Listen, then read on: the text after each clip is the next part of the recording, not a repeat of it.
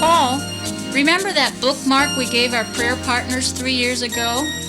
Yes, that little one with the prayer requests for every day of the week. Joyce Miller told me today that she kept it in her Bible and prayed for us almost every day. You know, I've had several people tell me almost the same thing. That little bookmark was so plain and simple. Do you realize that God has specifically worked in each of those requests? In some rather surprising ways at times. It's great to see what God has done.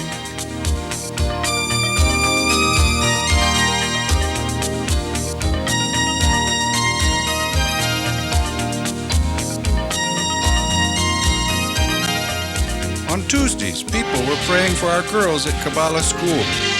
When we returned to Sierra Leone in 1986, Heidi, Christy, and Linda were 12, 10, and 6 years old.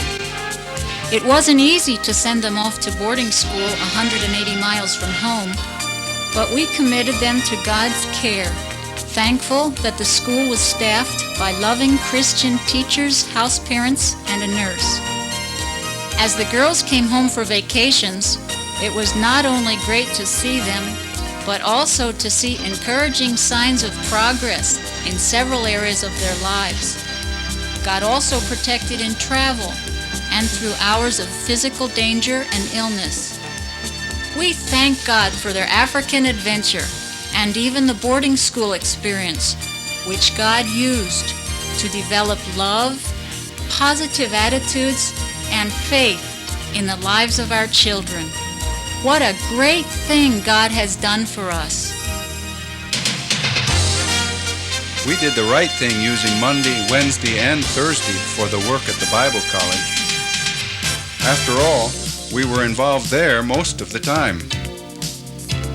Sierra Leone Bible College has offered a balanced program of classroom and field experiences to over 200 men and women for 25 years.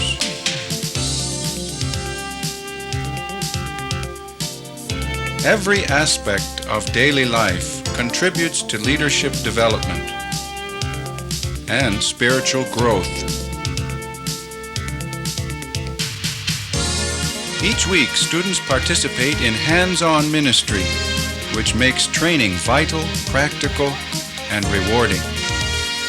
Graduates are among key leaders all across the church. Today, Wesleyan missionaries Marion and Virgie Vreugdenhill serve at Sierra Leone Bible College. Give them your prayer and financial support.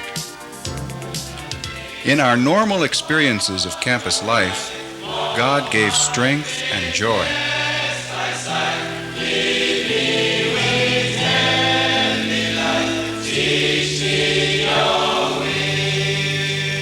Then there were unexpected challenges. In extra planning and implementation of the new Bachelor of Theology program, God granted wisdom. In the almost routine vehicle, utility, or food crises, God gave energy and grace. In ministering to the sick and needy, God supplied patience and love.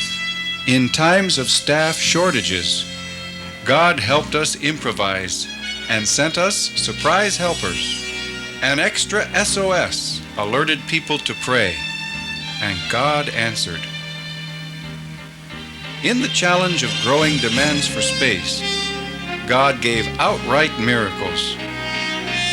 Long-range plans were developed, but when it came to constructing the new classroom building, it took a miracle.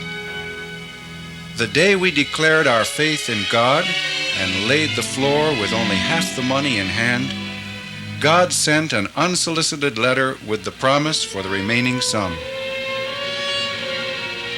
As walls went up, what fun our college family had, celebrating and contributing, sharing in the miracle.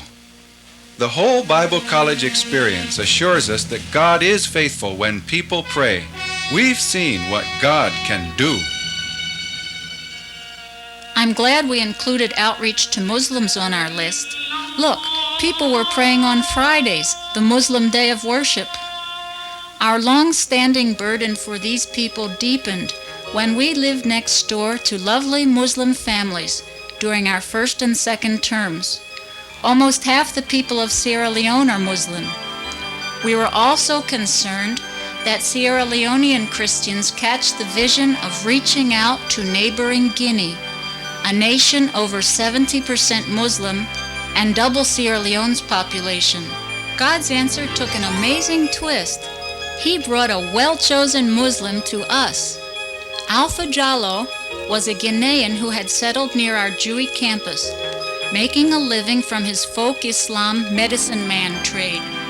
For many clients, his charms, chants, potions, and advice handled problems for them such as sickness, safety, and feuds.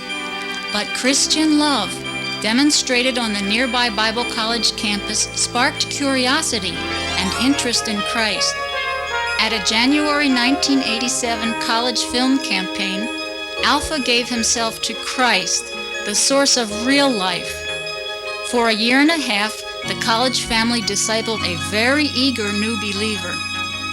Then, with much prayer and encouragement, Alpha returned to Guinea, where Christian brothers nurtured him further. Today, Alpha Amadou Jallo is at an evangelical Bible school in Guinea, being further equipped for witness to his Muslim people.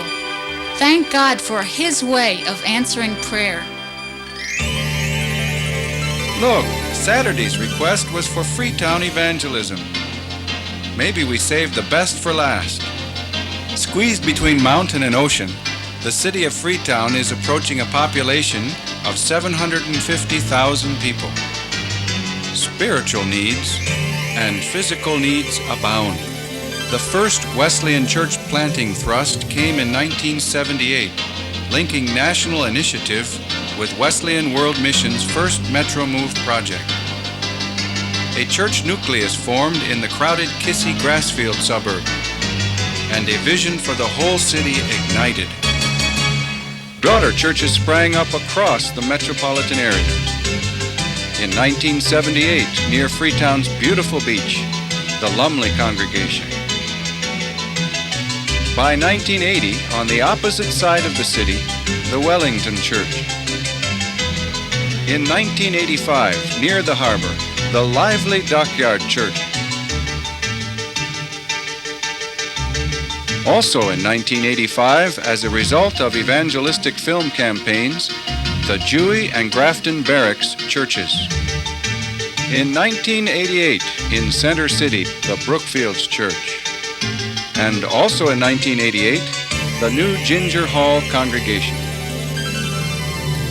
District Superintendent Silas Nichol explains. It has been necessary for the church to spread all over the city because you have people living in different parts, especially in the outskirts of the city. Although only the mother church in Kissy Grassfield has a building today, the churches are energetic, committed, and growing. Wesleyans have been praying for this city, and God is moving. This growth couldn't have happened without another exciting link, the role played by Sierra Leone Bible College students. Every church was planted by teams of students fulfilling their weekly outreach assignments. And each church today is pastored by a recent graduate or current student. These are men who know their city and know the solution. Many new houses have been built and people are just flocking everywhere. If people know Jesus Christ in a personal way, it will make all the difference. When the heart is changed, then everything around is changed. The church, though it is about 9 months old, it's growing not only numerically but also spiritually. At this particular time, things are going rough in the city, and my greatest concern is that people know the Lord Jesus Christ and to know that He is our source and that we have hope when He's in the center. I have been called into the ministry and I love being a pastor. Spurred on by the strategy of 2,000 overseas Wesleyan churches by the year 2000, the goal of these men and their leaders is aggressive. They want 15 healthy churches planted in the Freetown area by the year 2000. Your own church can establish sister church ties with a specific project. Be informed, pray, even assist firsthand on evangelistic or building teams. The Wesleyan Church, especially in my area, is going to grow. I believe and I trust God that in the next 10 years, we will be planted in almost every part of the Western area. I am also optimistic that we will be tripling, each local church will be tripling their growth rate. A simple reminder. People pray. We see what God has done.